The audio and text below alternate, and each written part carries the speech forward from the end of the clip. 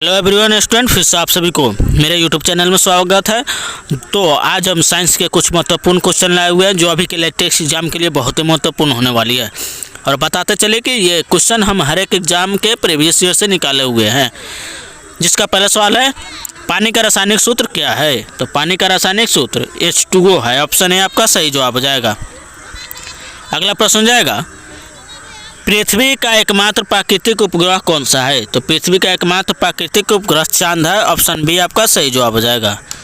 अगला प्रश्न जाएगा, पृथ्वी की सबसे बाहरी परत को क्या कहते हैं? तो पृथ्वी की सबसे बाहरी परत को क्रस्ट कहते हैं।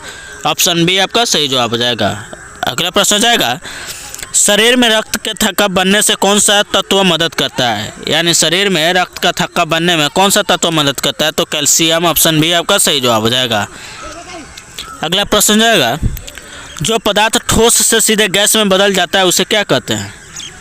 तो जो पदार्थ ठोस से सीधे गैस में बदल जाता है उसे ऊर्ध्वगमन कहते हैं। ऑप्शन डी आपका सही जवाब हो जाएगा।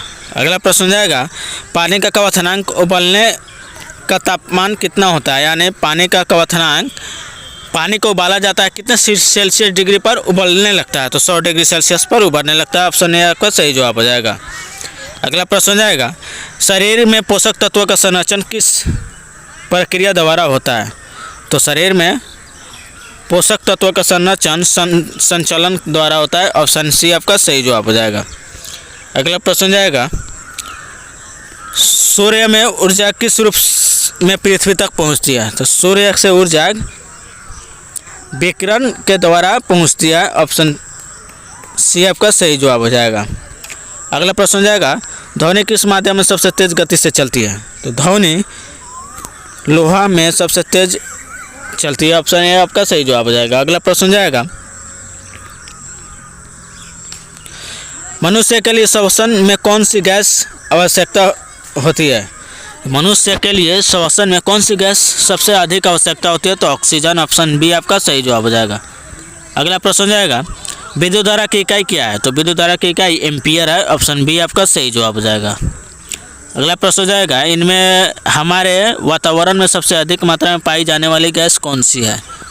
तो वातावरण में सबसे अधिक मात्रा में पाई जाने वाली गैस नाइट्रोजन है। ऑप्शन बी आपका सही जवाब हो जाएगा।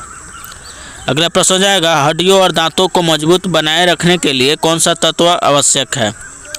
तो हड्डियों और दांतों को मजबूत बनाने के लिए कैल्शियम सबसे अधिक महत्वपूर्ण है। ऑप्शन बी आपका सही जवाब हो जाएगा। अगला प्रश्न जाएगा, पृथ्वी पर जीवन के लिए सबसे महत्वपूर्ण गैस कौन सी है? पृथ्वी पर जीवन के लिए सबसे अधिक महत्वपूर्ण गैस कौन सी है? तो ऑक्सीजन है। ऑप्शन बी आपका सही जवाब हो जाएगा। अगला प्रश्न जाएगा, मनुष्य के शरीर में रक्त का कौन सा घटक ऑक्सीजन का परिवहन करता है? मनुष्य के शरीर में रक्त का कौन सा घटक ऑक्सीजन का परिवहन करता है? तो आरबीसी, लाल रक्त कोशिकाएं को आरबीसी भी कहा जाता है। ऑप्शन बी आपका सही जवाब हो जाएगा। अगला प्रश्न, प्रकाश वर्ष किसका माप है? प्रकाश वर्ष किसका माप है? दूरी का। दूरी को प्रकाश वर्ष में मापा जाता है। प्रकाश को दूरी में मापा जाता है। मानव शरीर में पाचन क्रिया में सहायता करने वाला एंजाइम कौन सा है? मानव शरीर के पाचन क्रिया में सहायता करने वाले एमाइलेज भी है, ट्रिप्सिन भी है, पेप्सिन भी है। ऑप्शन डी आपका सही जवाब हो जाएगा, सभी है। अगला प्रश्न जाएगा, ध्वनि की गति किस माध्यम में सबसे अधिक होती है?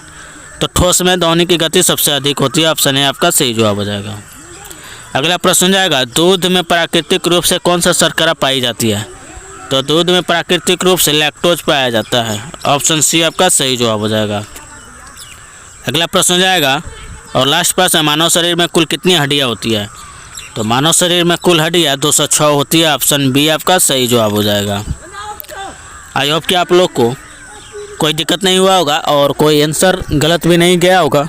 अगर कोई गलती क्वेश्चन का आंसर चला गया होगा तो आप लोग कमेंट करके बता सकते हैं। जय हिंद, जय भारत।